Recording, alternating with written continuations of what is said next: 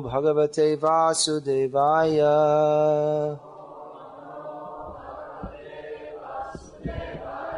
Om Namo Bhagavate Vasudevaya.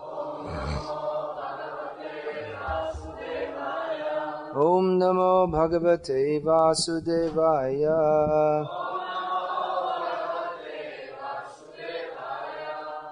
Srimad Bhagavatam, Canto 12, Chapter 2, Text 6. Translation and commentary by disciples of the Divine Grace A.C. Bhaktivedanta Swami Prabhupada. Dure varyayanam tirtham lavanya keshadharanam udarang bharata swartha satyatve dharshtameva hi daksham kutumba bharanam yashorthe dharma sevanam. Translation: a sacred place will be taken to consist of no more than a reservoir of water located at a distance, and beauty will be thought to depend on one's hairstyle. Filling the belly will become the goal of life, and one who is audacious will be accepted as truthful. He who can maintain a family will be regarded as an expert man, and the principles of religion will be observed only for the sake of reputation. Purport: in India there are many sacred places through which holy rivers flow. Foolish persons eagerly seek redemption from their sins by bathing in these rivers, but do not take instruction from learned devotees of the Lord who reside in such places. One should go to a holy place seeking spiritual enlightenment and not just for ritualistic bathing. In this age, people tirelessly arrange their hair in different styles, trying to enhance their facial beauty and sexuality. They do not know that actual beauty comes from within the heart, from the soul, and that only a person who is pure is truly attractive. As the difficulties of this age increase, filling one's belly will be the mark of success, and one who can maintain his own family will be considered brilliant in economic affairs. Religion will be practiced, if at all, only for the sake of reputation and without any essential understanding of the Supreme Personality of Godhead. If we take these statements at face value, then we have to conclude that the Bhagavatam is espousing nonsense. Satyatve dharsham evahi literally means that audacity is certainly truth. Audacity means to pretentiously, pompously present oneself very boldly as if you know what you're talking about. I know what I'm talking about. This is the truth. It is a fact that 2 + 2 = 3. This is an example of audaciously, especially if that's done in the assembly of mathematics professors. Of course, you never know, they might come up with such a conclusion themselves. In the higher levels of maths, you never know what goes on. But at face value, lavanyam keshadharanam. Srila Prabhupada often quoted this, that in regard to the hippies who think that by keeping long hair they've become very beautiful. So beauty is judged by wearing hair, keeping hair, which predicts the hairstyle age. Otherwise there was not a big thing, hairstyles. But in the modern age, hairstyles, still not in India so much, but in the West. In my childhood there was one hairstyle, short back and sides. That's what it's called. It's at the back and at the side it's short, and at the front it's parted like this. That was it. And then that was, prior to that, there was, your mother does it at home. She just puts a bowl on your head, and actually I think the father did that, and just cut it like that. That was the style. And later on, there became various hairstyles, especially for women, and then for men. And after I left England's green and pleasant land, they started making green hairstyles and purple hairstyles and things sticking, it's like a purple horn sticking out here, all kinds of things. So this is considered beauty according. So if we take it at face value, these statements are all nonsense. But it has to be taken in context. It's describing the nonsense of the people of Kali Yuga. This whole chapter would make a very interesting book if we were to make a study of the predictions of Srimad Bhagavatam. And it's not only in Bhagavatam. We'll find in Vishnu Purana, in various shastras, such predictions are made. Predictions for in a sense, it's not really a prediction. It's like saying, well, in July, in all of India, except most of this accursed state of Tamil Nadu, there will be rain. So it's not really a prediction. It just happens every July, except almost every July. There should be rain at this time. So to say that in Kali Yuga these things will happen, it's not really a prediction for one who knows the Shastra, or one who knows Shastra, the cycle of time. That's what happens in Kali Yuga. These kind of things go on. So we'll find in various Shastras. In Ramcharitmanas, which is not fully accepted by Vaishnavas, but it doesn't mean that it's all contemptible. Prabhupada said about that Tulsidas has expressed his feelings for Lord Rama in his own language. So one of the statements there is that in Kali Yuga there will be no prostitutes. Sounds very good, doesn't it? Because the housewives will be doing their job. Why go to a prostitute? You can just pick up any housewife, like that. Eventually prostitution will go out because every woman will be a prostitute. Prabhupada uses the term prostitute. He said, in your language you call girlfriend, in our language we call prostitute. To have a girlfriend means she's just a prostitute. Prabhupada often used that term. He said the women in the West are all like, I don't know if he specifically said that, but in the modern age they're prostitutes. It means they're freely available women, unchaste women. So these are some of the symptoms of Kali Yuga, and they're mentioned. Dure varyayanang tirtam. Any water which is far away, people think it must be very holy because it's far away. Srila Prabhupada often gave the example that people in Calcutta, where the Ganga flows, locally known as the Hooghly, people go all the way to Haridwar to take a bath in the Ganga. They think, well, if I go to Haridwar, it must be better there, but it's the same Ganga. So this is all nonsense, and the Bhagavatam is giving these predictions or statements about the age of Kali, by which we can see actually how the Bhagavatam is correct. If we want we may not find it very easy to believe that there's a big person with a body whose body is not made out of atoms like ours, and in his navel grows a lotus flower, huge lotus flower, and in that there's the universe, and then the creator of the sub-creator of the universe is born out of that, and he gets 4 heads, and like this. It may sound difficult to believe for people who find it difficult to believe in anything that they can see with their own eyes, but we can see these predictions for Kali Yuga with our own eyes. We can see how this is only one verse, but there's a whole chapter full of these, actually more than one chapter of these predictions. So it helps us to see how the Bhagavatam is describing reality.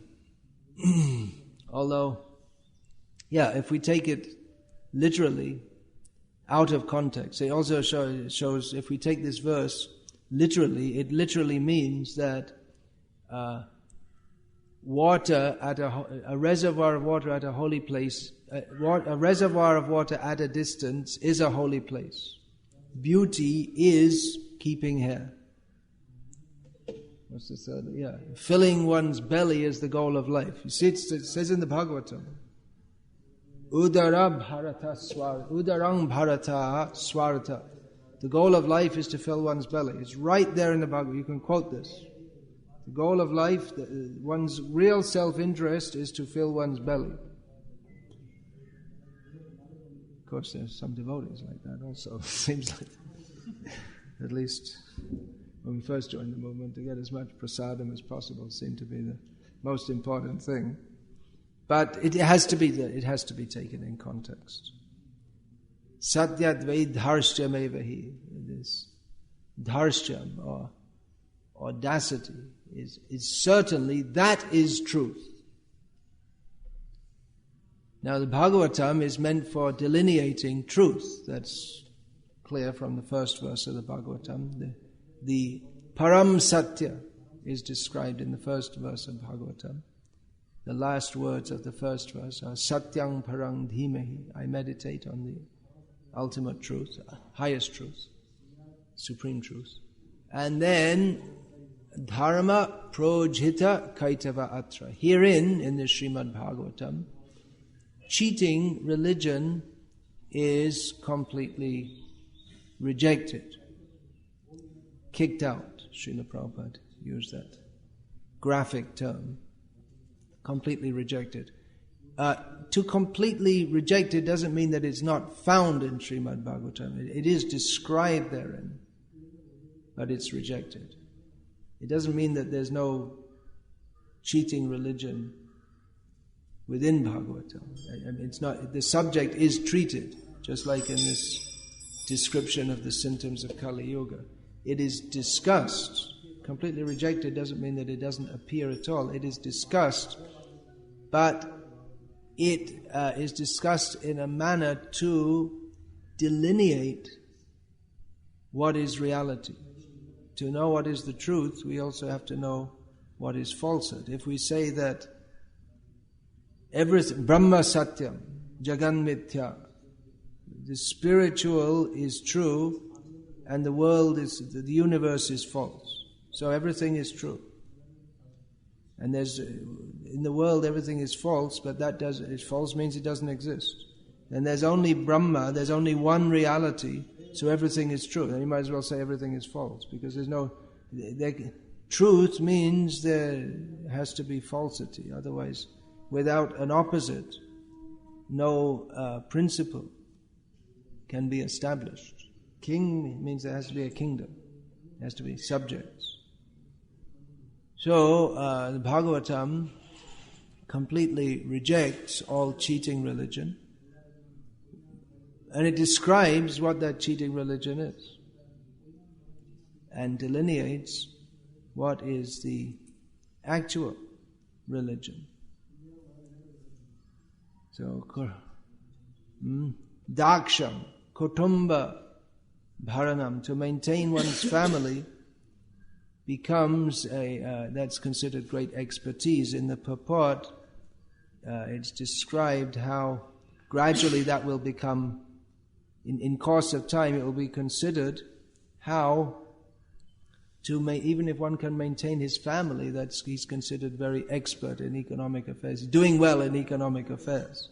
Of course, this was written by a team of Vaishnav scholars based in America who don't know that in most of the world that is the situation. It's not something that will happen in future, but it's already in Bangladesh and most of Africa, Kampuchea and all these places. If you can feed your family, you're doing pretty well. It's not something in the future. It's already there. Much of India still today. So, this line in particular I wanted to discuss. Satyat Vedharsham Evahi. And then the last line also, that Yashorte Dharma Sevanam. Religion is practiced for the sake of prestige. So this audacity, if someone comes and states something very boldly, the people tend to believe them, however nonsense it is. It's said that in this world there are leaders, and there are only two types of people, leaders and followers. Most people are timidly stupid, and the rest are audaciously stupid. And those who are audacious, who take they stand up and say, "This is right," then people tend to believe. Just because they sound as if they know what they're talking about, they sound convinced. You might want to make an experiment sometime and say that propagate something completely bizarre. This whole world is controlled by an invisible frog with 6 heads.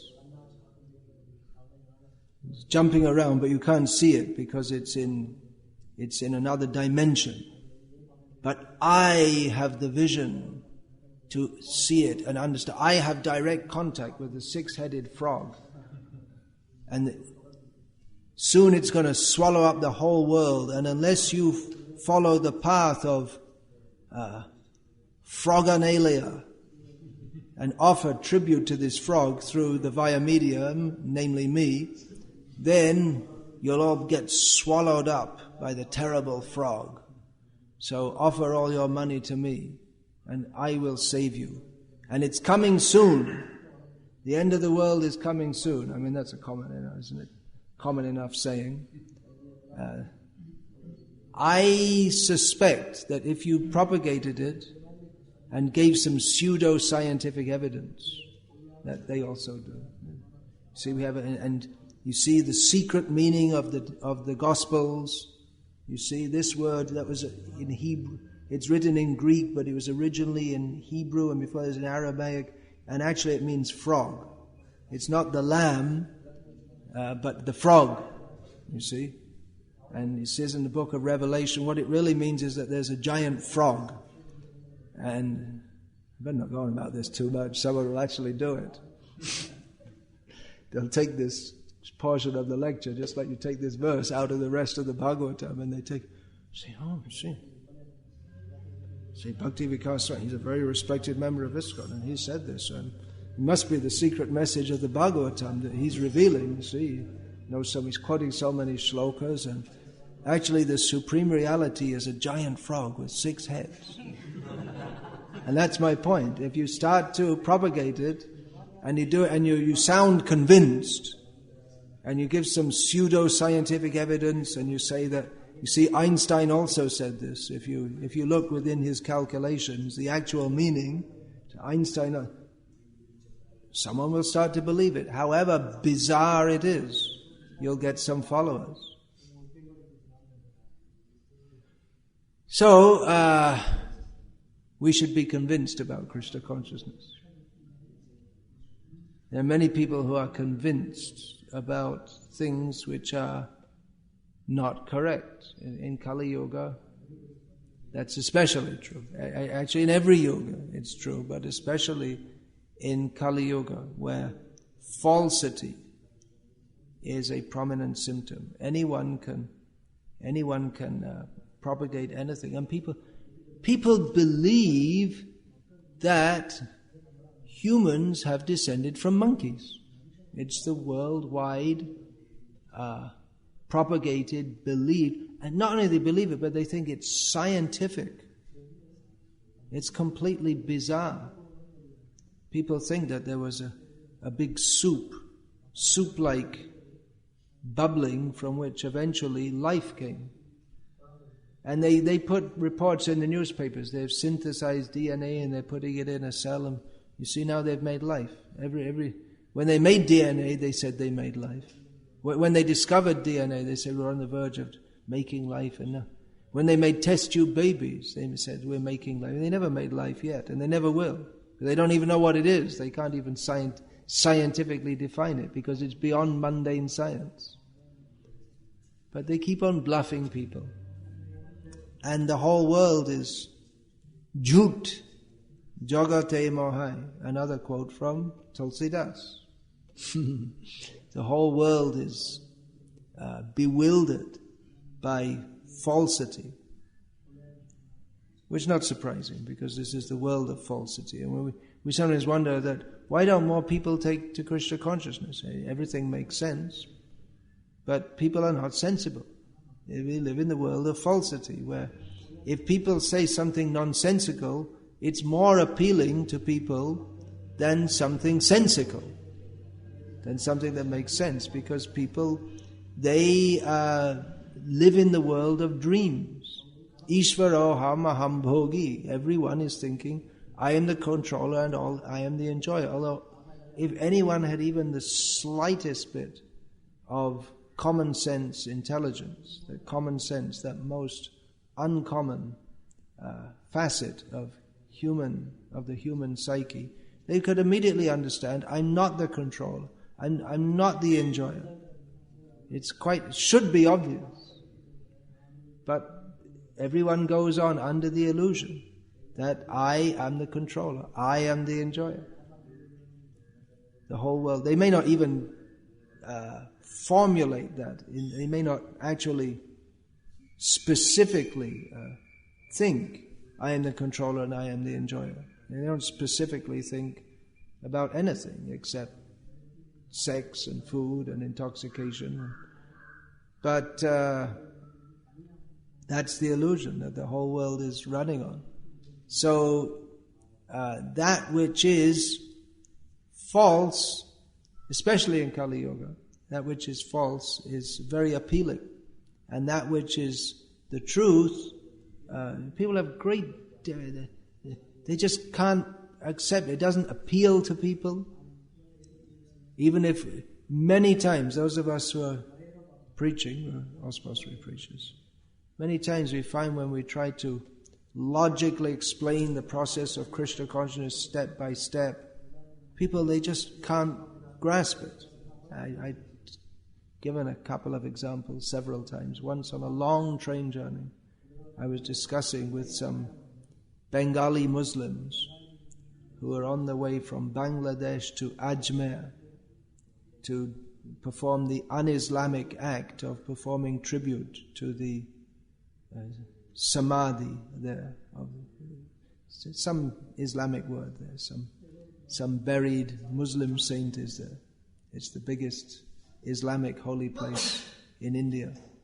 So we had a long discussion because we had plenty of time. I was trying to take them point by point to that God must be a person. So he went through the whole thing, and they're wiggling this way and that way, and I was bringing them back and this and that. And we eventually got through all the points, and they had nowhere to go philosophically, and said, well, we don't believe it. And what did you discuss with me for 2 hours, 3 hours? Oh, we don't believe it. They're not attached to truth, they're attached to dogmatism. Then on another occasion, I was in England, I was trying to explain to someone the example of the car and the driver. The body, soul, car and driver.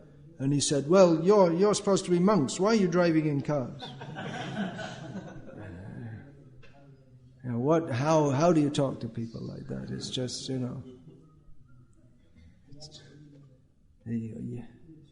give the man some prasadam.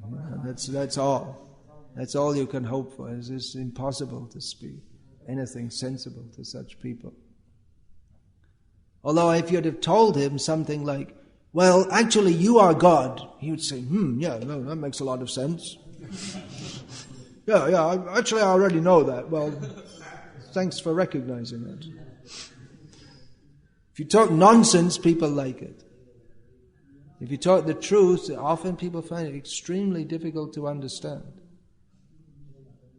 So we should be convinced of Krishna consciousness, but on the substantial basis of hearing from Guru, Sadhu and Shastra.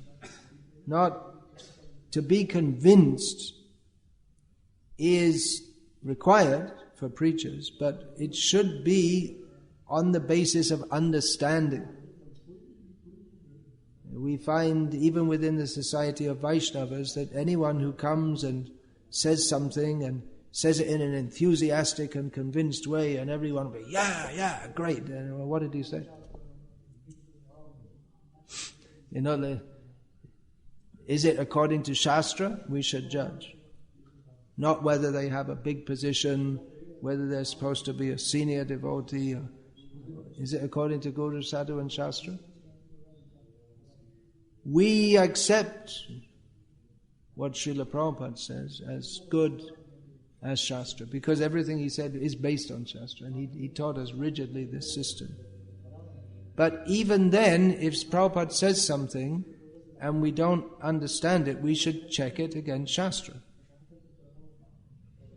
Right? That's the system that Prabhupada gave us. If we don't understand it, then we should try to, if there's a statement of Prabhupada's that we don't understand, then we should try to understand according to the explanations of the previous acharyas and the Shastras, just like this perennial point of, perennial means keeps on coming again and again. In this context, that's what it means.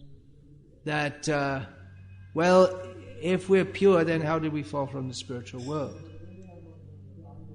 So, actually Prabhupada explained this according to a logical understanding. So we can accept that.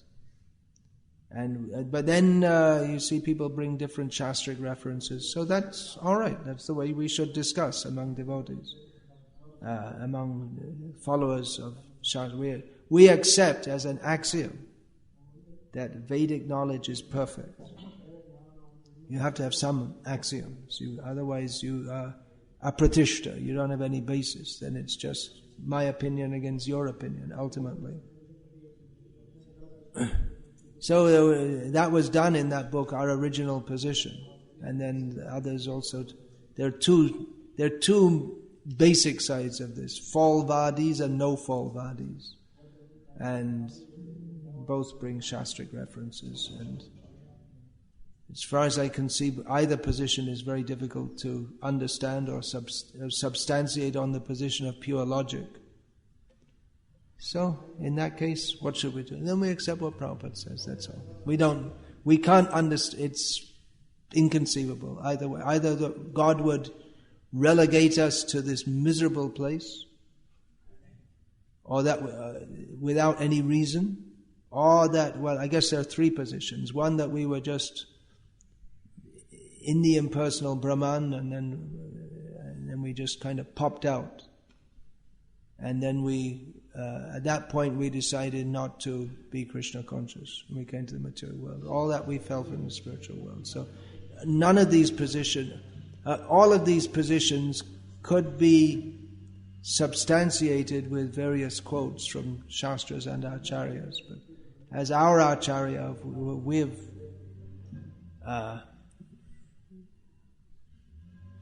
who has saved us and who's taught us the Shastric truth, point after point after point, day after day after day, consistently gives this explanation, then my stance is that I accept it. And what else should I do? What do I know beyond what he has taught me? So, we should speak according to Shastra. We should understand. We should understand. Otherwise, there is the danger, and we see that already within our society, that people who are flamboyant, charismatic, they come up and talk a lot of nonsense, and people think, well, must be true. He's seen a devotee, and he knows Shastra, and he's talking all these things, so it should be true. And in this way, sense becomes mixed with nonsense, and as soon as sense is mixed with nonsense, it all becomes nonsense. Therefore we have upper sampradayas. In the upper sampradaya, many of them, they're not that bad, we may say. What's wrong with them?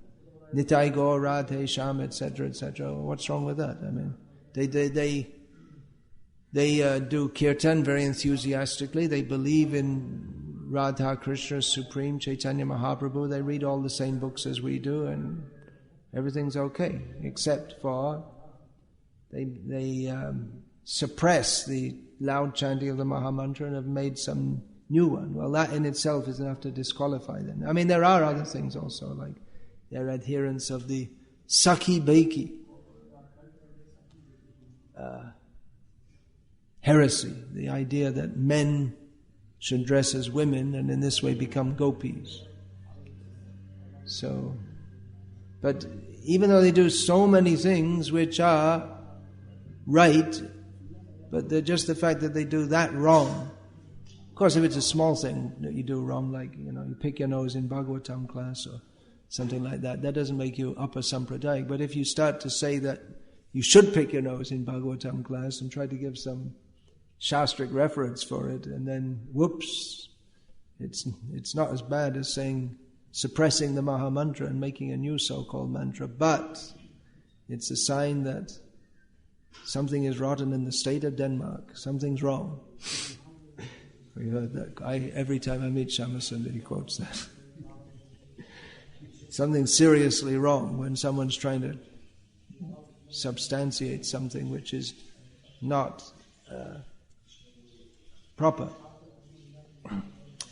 So we should be convinced. Prabhupada often said we should be. Obviously we should be convinced. Not only Prabhupada said, but that Krishna himself in Bhagavad Gita, asangshayang samagrang mang yatagya gyasasi tachri, being freed from doubts.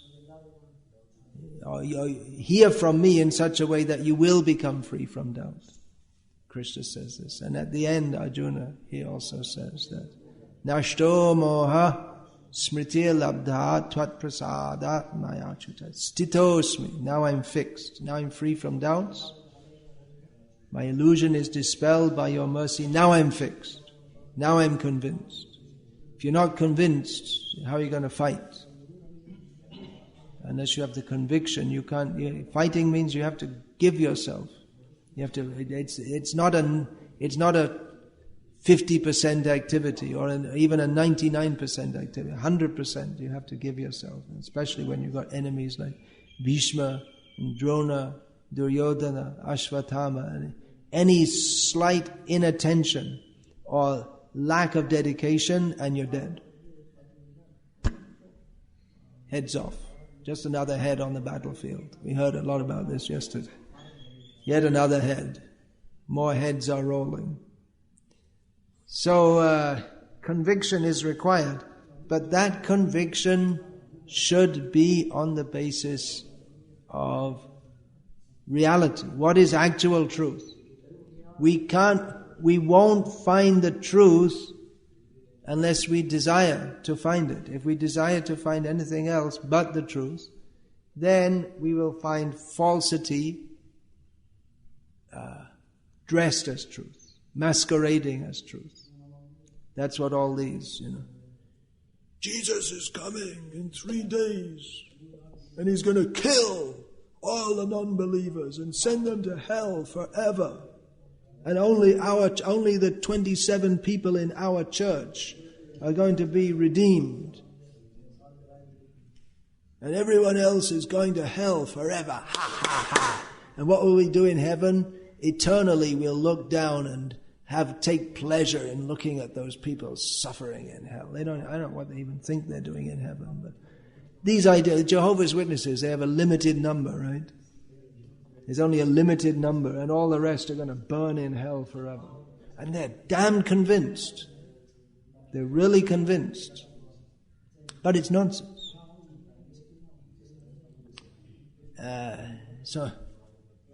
Even the whole of Christianity, the whole idea that Jesus died on the cross for our sins, He's the only begotten Son of God, these are the basic tenets of Christianity, but it's got nothing to do with what Jesus taught. He didn't say he was God or that he came to die on the cross. And did he die on the cross? It's unlikely.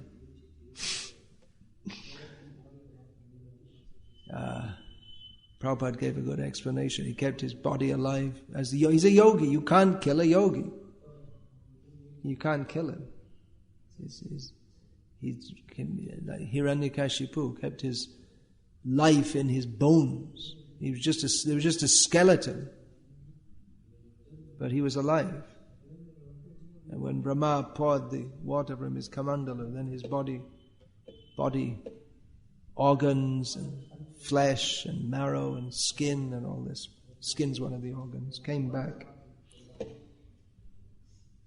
But people are convinced and people are willing to die for this. There's so many martyrs in Christianity. You know what that word martyr means?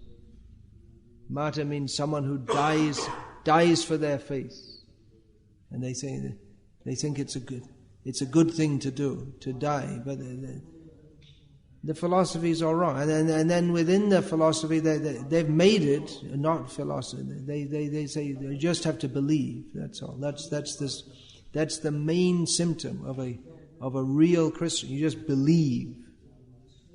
That's all. Why? If you even ask why, that's considered a symptom of the devil, who you're also supposed to believe in. You should just believe. That's the sign of a real Christian. Is that you just believe that Jesus died on the cross for your sins, and that's all. And how, why. All the philosophical implications that, what about people born in Thailand who are born in a staunchly Buddhist culture? There's very little chance of converting Thais to Christians. Does that mean that God likes the Americans better than the Thais? And all the philosophical implications of this. What about all the people who came before Jesus? And why did he create all those different planets? You can see all the stars at night. Is that just for lovers to gaze at? All these big questions. They don't think. Don't think. Whereas the Bhagavad philosophy is quite different. It's meant for thinking persons. It begins, Atato Brahma Jignasa. One should inquire into the nature of reality. That's the actual beginning of Bhagavatam. It's inherent in the Janmadyasya Yataha.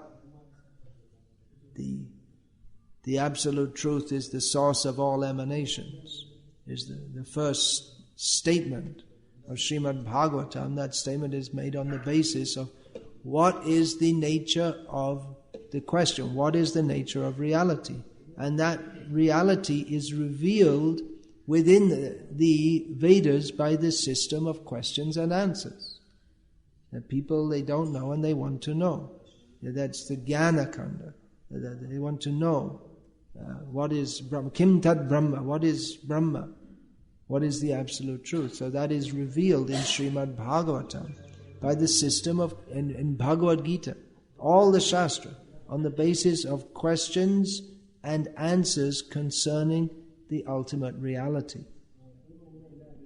So in this system, reality is explained, but only persons who have qualification, they can understand it. Other people cannot understand it. That's why Shudras are not supposed to study the Vedas, because they'll come out with some misunderstanding, misconception, misinterpretation. So one should actually be a Brahmana in the true sense of the term, to understand that. That means Sarabhritam. Parikshit Maharaj, not from Brahmana caste, but he's described in the Bhagavatam as Sarabhritam, one who's concerned with the essence. He's not interested in the superfluous, or his focus is on the essence. Srila Prabhupada translates this term Sarabhritam as a realist. Parikshit Maharaj was a realist, and therefore he was interested in the essence, just like the bee takes the pollen from the flower. He goes there to the flower with a specific purpose to take out the pollen. So devotees, they should be realists. That means interested in understanding. Can sit like this? What is reality? But that reality, it requires serious inquiry to understand. It's not such a simple thing. It can be understood very easily. The thing, what is that thing? Vastava vastu. The actual entity. Vedyam vastava matra vastu. In the Srimad Bhagavatam, this actual reality or actual entity is described. That is param vastava vastu. That is a synonym of param satya. And that is Krishna. If we don't understand Krishna in this way, then we'll misunderstand. If we think he's just some boy dancing around, just like this Supreme Court judge, a learned man, intelligent man, no doubt. But he completely misunderstood Krishna, because he takes descriptions of Krishna at face value. Krishna is a playboy. He has lots of girlfriends. So he takes it at face value without going into understanding. Because he's not Satyavadi, he's not dedicated to truth. A judge, he's interested, they want to know what is the truth. Any case comes up, what's the truth? Did you kill him or didn't you? No. Is that the truth? And it's suspected that he's lying. So the court case is to bring out the truth. But the judge is just seeing this material world, the relative truth. To understand Krishna, we cannot understand Krishna by the legal method. We put Krishna in a court and say, are you dancing with... Of course, we cannot put Krishna in a court, but they attempt to do so. See, it's described here, Krishna is dancing with others' wives. That's true. But just understand Krishna's... Before you come to that 10th canto, understand Krishna from Bhagavad Gita, from the previous 9 cantos. Otherwise you'll become a candidate for getting Krishna's mercy as Hiranyakashipu got it. Then you become a demon. Then you by not making the effort to understand Krishna, one becomes a demon. Hiranyakashipu, he's also very learned, very intelligent, very determined, very convinced. But he didn't make the endeavor to understand Krishna because he took sense gratification as the goal of life. And therefore he was lucky enough to be ripped apart by Nrsimhadev, whereas others are just ripped apart by material nature, time after time after time. Then they get another body in which they attempt to enjoy sense gratification. So it's required for a non-devotee to not understand Krishna. If at all they come in contact with Shastra, if they already have the conviction that they want to enjoy this material world, or even if they're completely bewildered, they won't be attracted to Krishna. Moghasha mokha karmana, mokha jnana vichetasa, rakshasa, asuring chaiva, mohining prakriting shitaha. People they know that they're confused, but they're not attracted to Krishna. They may be confused and someone comes and tells them that, yes, this is the way, just follow me. And say, oh, okay. Whereas if someone else says to them, yes, you try to understand, use your intelligence, understand Shastra. What is the actual... They don't want to. People don't, they're too lazy. Manda sumanda mateo. They're too lazy to try to make the effort to understand the actual truth. And therefore, they prefer someone just comes and says, Just follow this. Everything will be okay. Oh, he's very convinced. Seems to know what he's talking about. So, all right, you accept a blind leader without questioning. This is foolish. We see foolish people get cheated all the time. People come from the village to the city, and someone comes and tells them, here, we've got this great scheme. In India, 20 years ago, there were all these advertisements for teak plantations. Invest in teak plantations. And then they invested, and the money's all gone. So someone comes and say, just give me a loan and I'll pay it back, and with high interest. And you say, oh, okay, that sounds good. You take a loan, 20 lakhs, they came from the village with all their money, and it's all gone. And can you give it back? Well, you see, we made the legal agreement, and I don't actually have to give it back. He's cheated. On Oxford Street in London, the famous Oxford Street. It's a great holy place. Every day devotees are out there chanting Hare Krishna ever since 1969.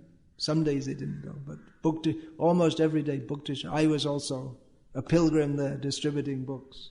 So we used to see how these on the street they'd pull out these cheaters. They'd pull out a folding table, and someone would start to play cards, and someone from the other side would come in, and you see he'd put £10 down, and within like 20 seconds he'd win the card game, and he'd get £100 back.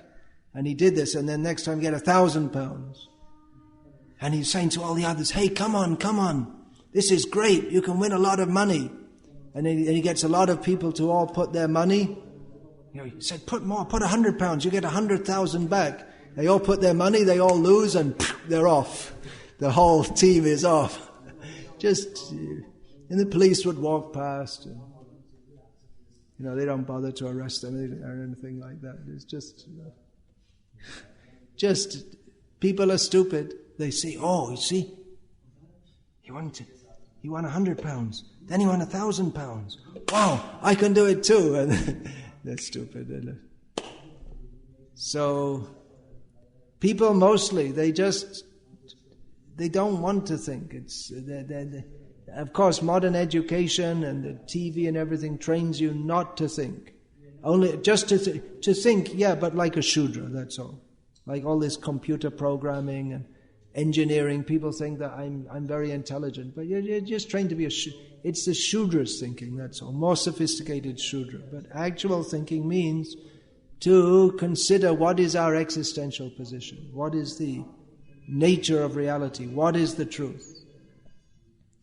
But mostly people, they're not they don't even think of that. They, even if they recognize they're suffering, they just want a quick fix. They'll go to a sadhu, take a blessing, and then everything will be okay. And if you tell them that actually you're suffering, you don't have to tell me you're suffering, I already know. Everyone in this world is suffering because miserable. They say, oh, what's he talking about? Just give me a blessing, that's all, so I can get my money back that I got cheated from, or so that my wife can be nicer toward me, or something like this. They want a quick fix. They don't want to go very deeply.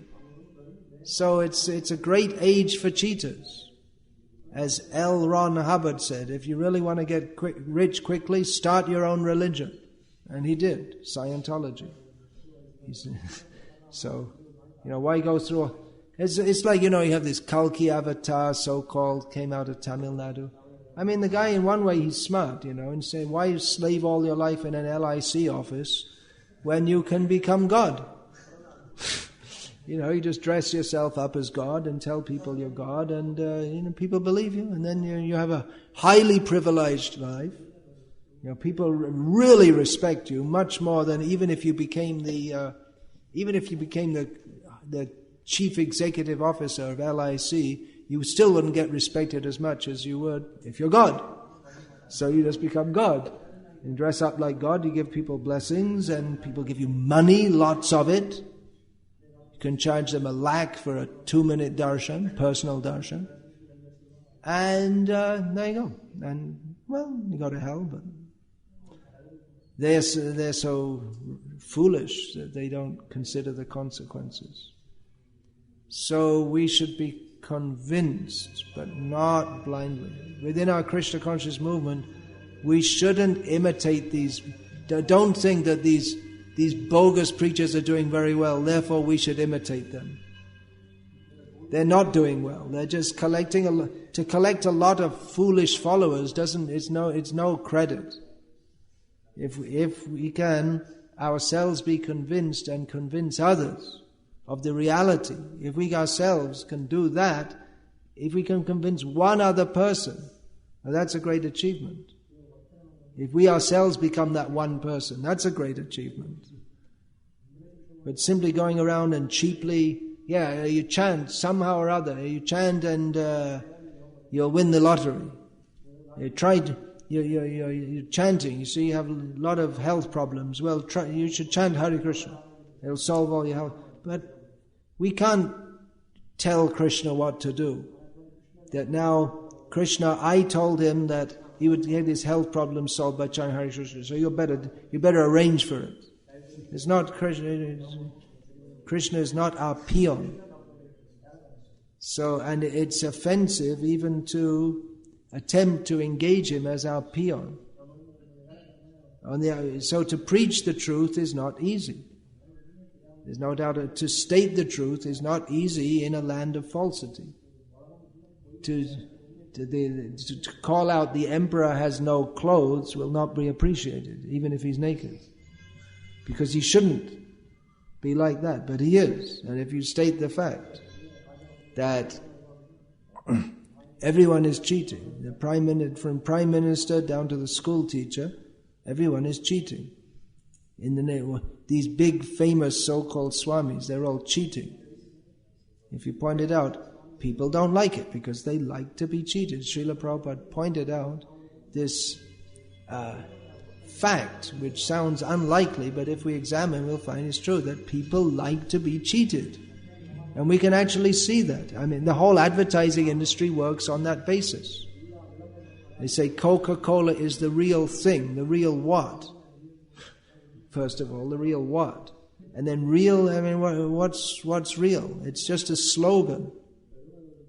The real thing is Vasudeva Vastu is Krishna. And that's another example. The whole advertising industry works on the basis that people are stupid and they want to be cheated. If you promote something, like cigarettes, you smoke this cigarette and all sophisticated, rich-looking people, good-looking people smoking the cigarette, giving the idea that if you smoke it, you'll also get that kind of condition, but you don't.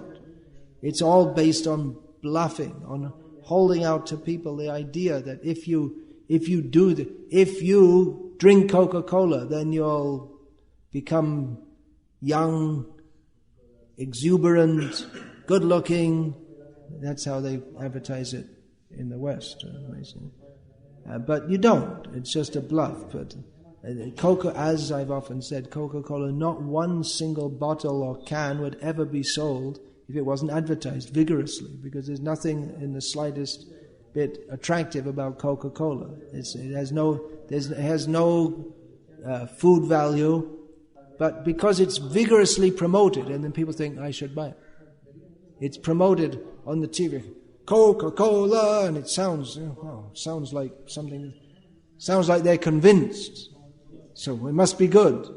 They don't think of the obvious fact that, like, they bring some sportsman to just, Coke is the real thing, or Pepsi Cola is the. Now, first of all, what's the sportsman's qualification to? Is he a dietitian? What's his qualification to speak on the food value of anything? But people think, that sportsman, I respect him, and he says it's good, so it must be good. You have nothing to do with sport. The Coca-Cola's got nothing to do with sport. You don't become a good cricketer by drinking it. But he says, and people, buy Coca-Cola. It's just stupid. But because they want to be cheated. It's very easy to cheat them. So if we sound convinced, that's not enough. We should understand what is the actual fact from Shastra. And many people, they may be convinced, but they're just convinced about the wrong thing. You know, some people, they're just like from the beginning of their life, they're like very strong-minded, and they think they know what's right, but they don't. And they have a lot of too much self-confidence. And they don't want to hear from anyone. They just, I know what I'm doing. They can't listen to anyone. Even if they get themselves in trouble again and again and again, but they don't like to listen. They know what they're doing. Even in devotional service, we find some disciples, they know what they're doing. They don't need to hear any instruction. They can read it in the books themselves. So, who will actually understand the truth? Well, we have to be convinced. Krishna, he says we should be faithful. It says it's required to be faithful. But that faith, what kind of faith? Is that Sattvik Shraddha, Rajasic Shraddha, Tamasic Shraddha? Is that faith based on sincere inquiry and understanding? I mean, sometimes the teacher may test the disciple also, if they're blindly following or not. You see, I mean, after all, everyone knows that, ultimately the truth is impersonal. Prabhupada was very much against impersonalism because of the misrepresentation. But ultimately, Krishna is only an idea. And, it's good to meditate on a form and have bhakti, but ultimately we should understand that we all have to merge into oneness. That's the ultimate stage. So we should be convinced of this. Right? You're all convinced? Confused? I should try that sometime without without giving the clue beforehand.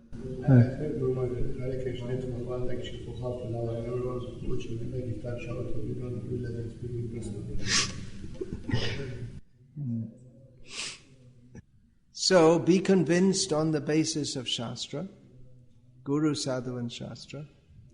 Don't be convinced by cheaters, and don't be cheated by our own mind also into accepting. Asadgrahat, that's described by Prahlad Maharaj. Don't accept that which is incorrect just because we think I'm right. I know what I'm doing. I don't need anyone to tell me what I'm doing. Very dangerous position. Krishna put Arjuna into ignorance. Arjuna is such a strong-minded person. He was so strong-minded. Fighting on a battle, that requires strong-mindedness. But what about his denying Urvashi, the most beautiful woman who wanted to have a sexual union with him? Arjuna refused. And he got cursed by her to become a eunuch. He accepted it. So strong-minded on the path of dharma that he became bewildered. Anyone could have become bewildered, it would seem, except Arjuna. But Krishna put him into bewilderment. Then he had to hear from Krishna and understand things properly as they are. He had plenty of questions. He didn't accept very easily. He seemed to be confused, seemed to have difficulty in understanding the difference between work and renunciation. So Krishna convinced him, and then he was ready to fight. So, Hare Krishna, any questions about this?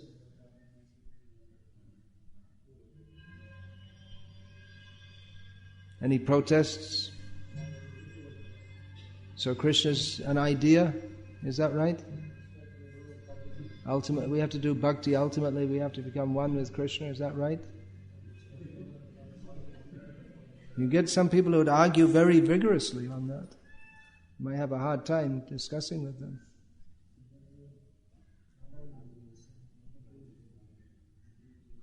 You might have a hard time if people are sometimes people come on very strongly. Oh, what are you talking about? All this bhakti. That's only for foolish people. If some people come on very strongly, it may be very difficult. Of course, if people are like that, you can't really discuss with them. But we have to deal with such people in the course of preaching also. Yeah, so that's it, finished? All right. Yeah. One Srila Prabhupada asked one question to his disciples, why Sunday comes before Monday? Why does Sunday come before Monday? Srila Prabhupada asked his disciples. Yeah. They were not able to answer. Then he told that the answer is because sun is more closer to the earth than the moon. The sun is closer to the earth. It's either closer or it's more close, but it can't be more closer in English. Maybe in Bengali. In Indian English it's more closer, but in English it's more close. The sun is closer to the earth. Does that mean that that means that Sunday, Monday, Tuesday is a geocentric calculation, right? Because there are living beings on the sun and the moon. What do they say? Do they say Sunday, Monday, Tuesday? Or is it fixed up like that because the earth is the most important planet? Their days are different. One day on the moon is, on the heavenly planets is 6 months of our time here. Yeah, anyway, what's your question? He referred to an incident from Bhagavatam that when demons and demigods they were fighting, then their blood or some dust... No, you got things mixed up a bit here. Not in this case. Prabhupada used that example.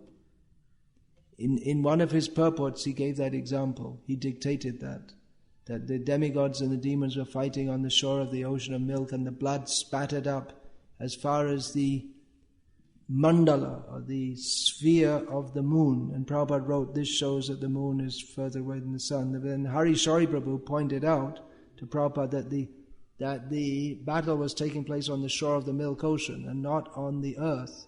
And then Prabhupada said, okay, delete that. But unfortunately, it still got... It came out in the first edition, or maybe the first and second editions of the 8th canto of Bhagavatam. And then when it wasn't there, I asked, what happened? Where did it go? And I was informed of this history. So, but you're getting mixed up there. It wasn't at the time when Prabhupada asked that. You're mixing up two separate incidents. My question is there any other reference in the Shastras that the sun is close to earth than the moon? Is there are there any more references in the Shastra that the sun is closer than the moon? Oh, is it in the Shastra, you mean to say, or is it just Prabhupada saying that, is what you're saying? As far as I understand, you can ask Gokul Chandra and Divya Prabandha. They worked with Dhanavya Maharaj intensively on this for a year. It's stated in several Shastras, is it not? It's not only the Bhagavatam, all the Shastras. If you want to know more about this, ask them. It's a technical subject. I don't know much about it. Height.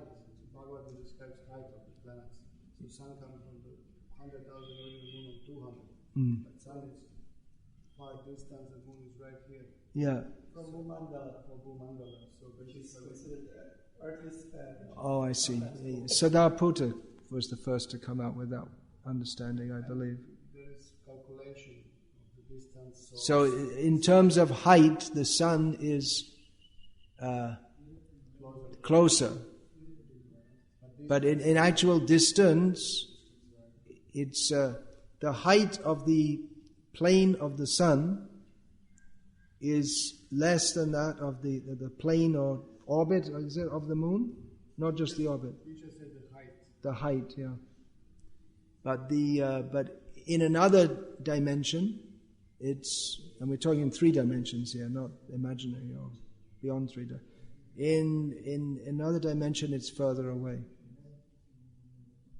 This is what we are told. If you want to know more about it, please ask these two, because they've done a lot of work on this. I don't know. I didn't do a lot of work on this. Yeah. And question to that only. Yes. Just like Vijayanaga Prabhu is closer to Guru Maharaj than Shah. But if you see physically, Shah is closer. This is first line, this is second line. Yeah. We are all closer and then they are further. But if you see direct, Shah is closer. So sun, moon and sun. Sun is first planet above the earth, but it's far down distance. And moon is right here. Yeah.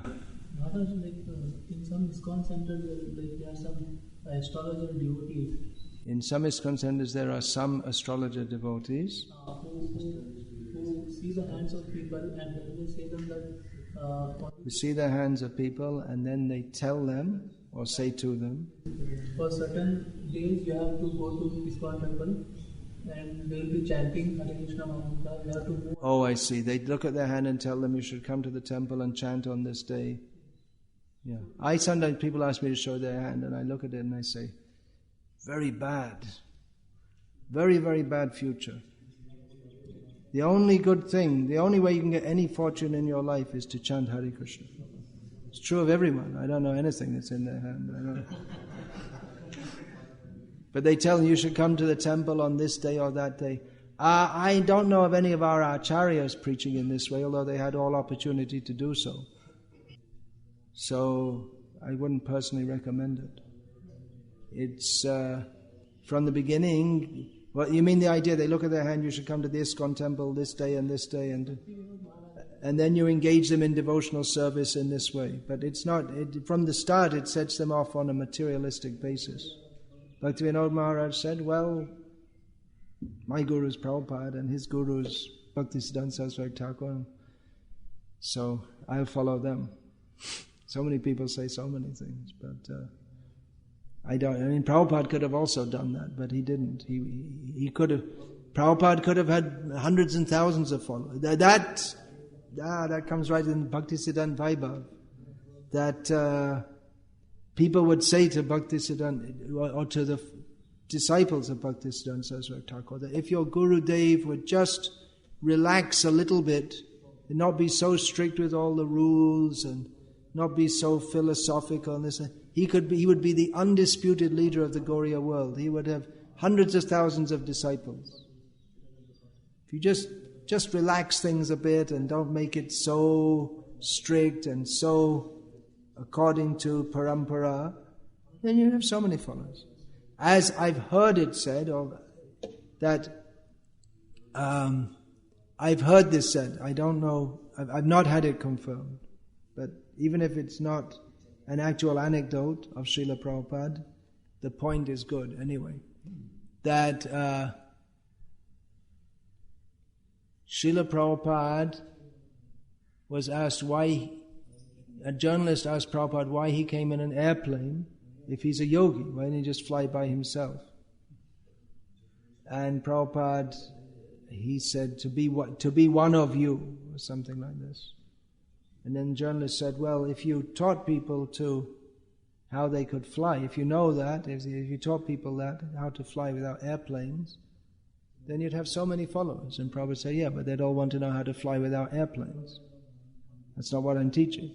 It's not my line. So, we could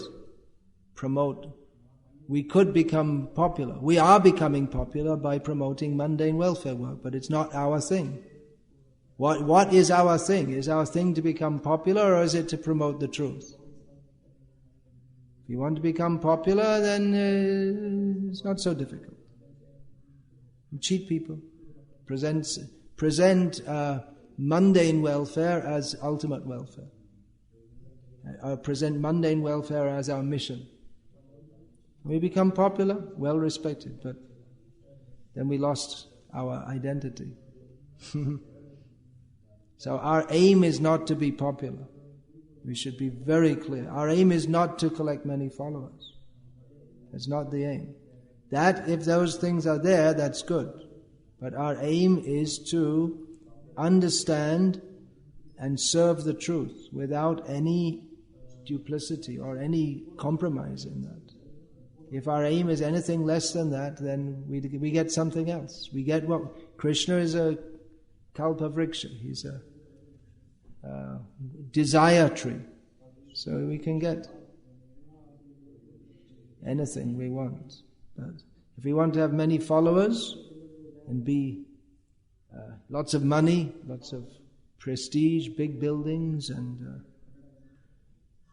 and advertised as an intimate associate of Krishna, come from the spiritual world, and the greatest guru of the modern age, you can maybe get all these things, but whether or not you get the mercy of Prabhupada and the acharyas and you're actually Krishna conscious is something else. It's not such an easy thing to be a devotee and to preach Krishna consciousness. If anyone actually understands Bhakti Siddhanta, and by this I'm not talking specifically about the person by that name, but the conclusion of devotional service, then he cannot but fight with everything in the world. Bhaktisiddhanta Saraswati Thakur wasn't fighting against everything in the world because he had a belligerent nature, but because he is Bhakti Siddhanta Vit. He knows what is the truth of bhakti. Therefore he cannot do anything he must do, because he must stick to the truth of Krishna and surrender to Krishna, and the whole world is against that. So he has no choice but to be against the whole world. Popularity is very dangerous. It's good if we're popular, but for the right reason. But popularity is not our aim. If that's there, it's good. If it's not, then we're probably doing the right thing. As Prabhupada indicates in one purport in Chaitanya Charitamrita. He says that the Chandkazi, the opposition to the Sankirtan movement, and when Chaitanya Mahaprabhu was personally present, he said this. He said that people are opposing us now as a sign that our movement is actually authorized. Yeah, anything else? Hare Krishna. Oh, you still have something to say? It's a little inconvenient when some preacher is invited like this and he speaks something. We were thinking seriously to leave lecture or to stop him, or what do we do? What do you do when you've invited a preacher and he talks things which are not to the proper standard? It becomes a difficult situation. Well, the question came up. Isn't that inducing people in a material way? What was the answer to that? He tried to justify it for book distribution. You just tell anything to give him the book. So why not for chanting Hare Krishna? Because there's a difference. There is a difference. You're giving... even for the books, actually Prabhupada didn't say you just tell anything to distribute the book. That's also there. But with the book, you're giving a solid dose of clear understanding. With the holy name, if you only give the holy name without the understanding of the holy name, then you're not actually giving the holy name. Without Shravan, there's no proper kirtan. If we only give the holy name if we only ask people to chant Hare Krishna, but we don't explain the actual understanding, then they'll never actually chant Hare Krishna. They'll never chant purely.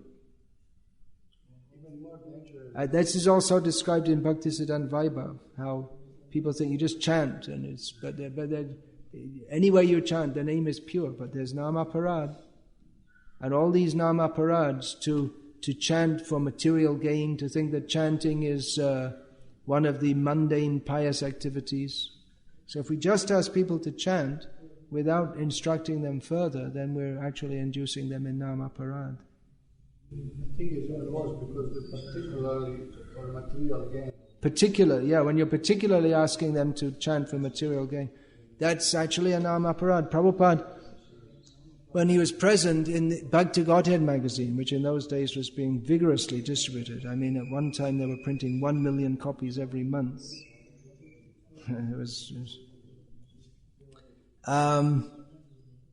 Rameshwar, he put as soon as you open on the Bhakti Godhead magazine, the first thing you see is this small pictures of Karmis in America, or John Oates, printer, and then a quote from him. My work is very stressful, but chanting helps to keep me cool. And then so-and-so, I don't know,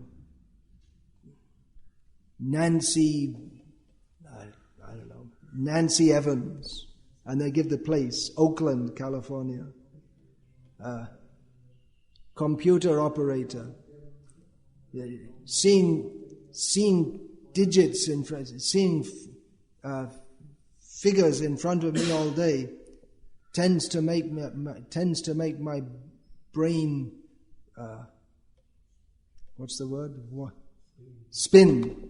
But chanting Hare Krishna stabilizes me, and all this kind of thing. How by chanting you get all these material benefits. And then some devotees, actually Satsvarupa Maharaj asked Prabhupada about this. He said, no, we shouldn't preach this. He stopped it immediately. He actually changed the editor from Rameshwar to Satsvarupa. I don't know if they asked that, but he said, no, we should teach people to chant Hare Krishna to get love of God, not to get material benefit. It sets it off on the wrong course altogether. What about, I was telling you about in Bangladesh, there's Shankara Mat Gauranga Pat. We have the philosophy of Shankaracharya, but we chant Hare Krishna. They're completely bogus. I told you about the other one in Noakhali, the Ram Thakur. Their followers chant Hare Krishna. He promoted the chanting of Hare Krishna, but he's complete Mayavadi. So, and they think he's an avatar. He's their local avatar. So that chanting won't help them. It becomes utpat, a disturbance. Shruti Smriti Purana Adi Pancharatra Vidhing Vina Aikantaki Hare Bhakti Utpata Yaiva Kalpate. That so-called bhakti, if it's not according to the direction of Shastra, it's simply a disturbance in society. And it's a fact that when people get that misunderstanding, it's much more difficult to give them the proper understanding than if they hadn't been preached to wrongly in the first place. So better preach the right thing from the beginning. Now we have so many people chanting Hare Krishna, but none of them have any proper faith or commitment. We see Prabhupada day after day speaking straightforward philosophy, Bhagavad Gita and Bhagavatam. Right? Some gimmicks sometimes you could say, like marrying devotees on stage in a pandal program. Some showmanship you could say a little bit, but with a heavy dose of substance. Not that there's, so there can be some kind of showmanship, is that the right word? Or something attractive to the public. But the basis should be substance. Otherwise, it's not Atma Suprasita. What is that? Yenatma Suprasidati. How does that verse begin? Savai Pungsang Paro Dharmo Yato Bhaktir Adhokshaje Ahaituki Apratihata. Yayatma. Actually, I was quoting Yenatma Suprasita. This is Yayatma Suprasita. Yenatma is another one. So, the topmost religion, transcendental religion, is unto the transcendent Lord. He's not a material object for us to use for our material desires. And that devotional service must be unmotivated and uninterrupted. Then only it can perfectly satisfy us. Anything else is kaitava dharma, simply cheating. So be convinced on the basis of Shastra and preach that. Otherwise you get people chanting Hare Krishna, but they're not convinced.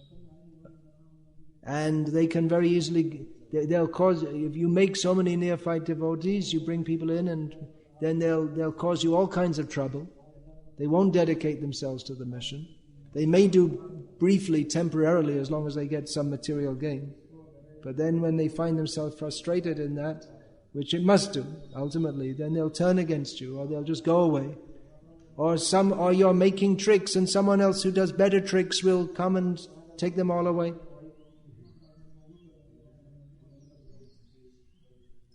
That we see some of our devotees in North India, they're imitating these professional Bhagavatam speakers. And then someone else will come who's a better speaker. And they're initiated devotees and they're watching this Kripalu rascal on TV.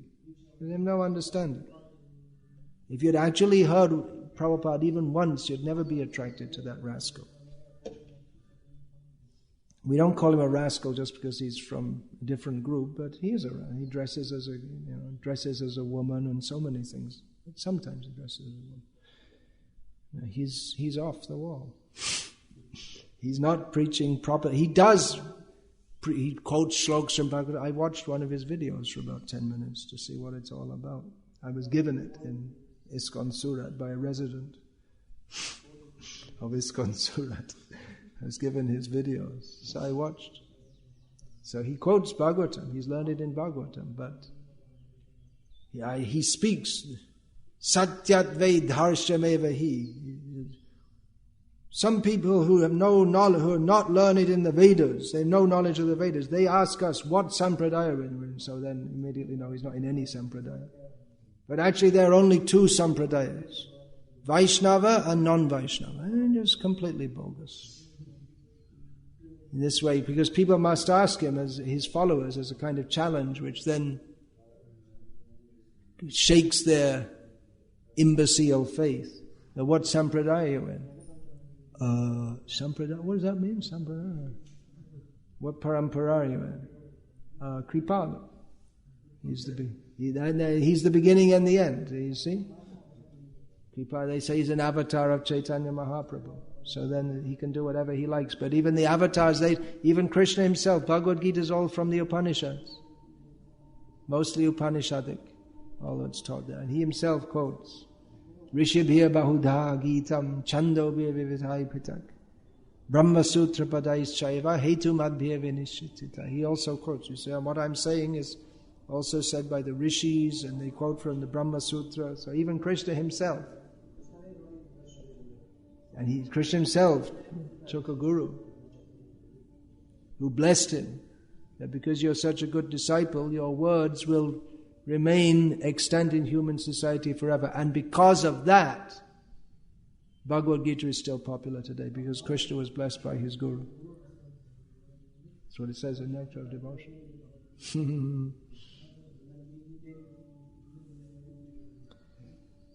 Hare Krishna. Srimad Bhagavatam ki jai.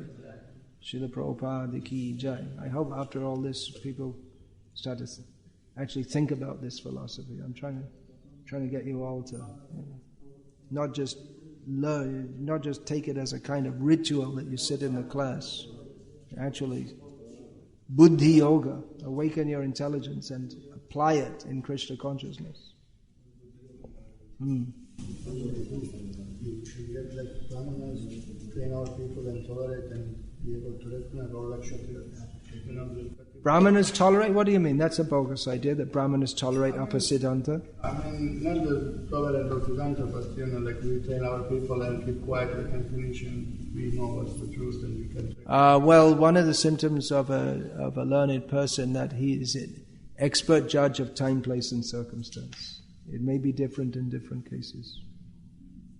We can discuss it more afterward. Hare Krishna. I would appreciate that when I sit to speak that the Bhagavatam is not at the same level or below my legs.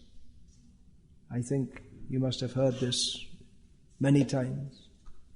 But somehow or other, it doesn't sink in.